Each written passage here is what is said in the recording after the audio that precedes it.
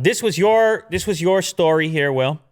iPhone 12 failed to address Face ID problems in the age of the pandemic with the masks. Yes. And it's another area where you've been paying a lot of attention, doing a lot of research.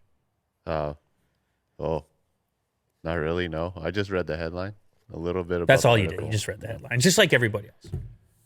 And then decided to form my own hated opinion, as people do nowadays. Just started shouting at people. Yeah. Yeah, that's what you do in 2020. Look, people got their hopes up because we saw that iPad Air, the recent iPad Air, had this nicely integrated. It hasn't shipped yet, but during the presentation, nicely integrated Touch ID. Mm-hmm. And everyone said, Touch ID's coming back. Mm-hmm. Awesome, because Face ID has been a wreck with the masks now. Yeah, and they could do it on the button. It's perfect. And they can do it on the button perfect. So people got their hopes up. And anytime you get your hopes up, you better get it slashed.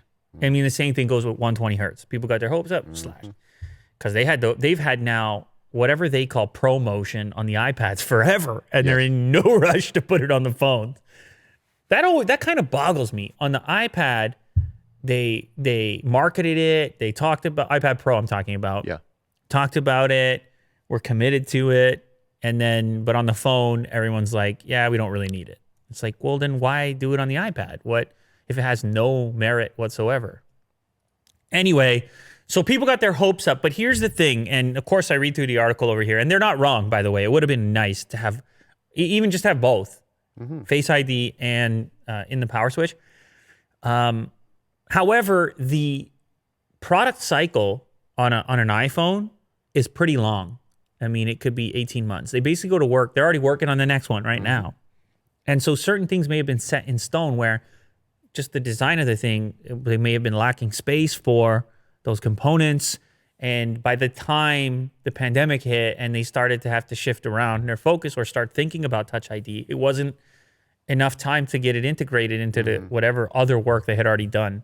That's what I assume. I don't think it's the death of Touch ID on the iPhone just because we didn't see it here. I think the future is Touch because of this whole situation, which is going to be with us for a while with the masks.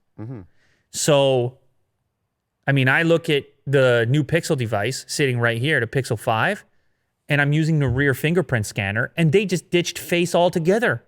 There's no face unlock in this, and they had bet so hard on it with the previous gen. They had the heavy-handed. They even had the radar in there. Yeah, the Solid chip. They were so into it, and then they're like, you know what? Touch is better. And given the current situation, the current climate, as some like to say, it's certainly feeling like Touch is the way to go. And definitely if you can have both, that's the ideal implementation. So I think probably next gen iPhone. Right. We're going to get the Touch inside of the power switch, and it's going to be great.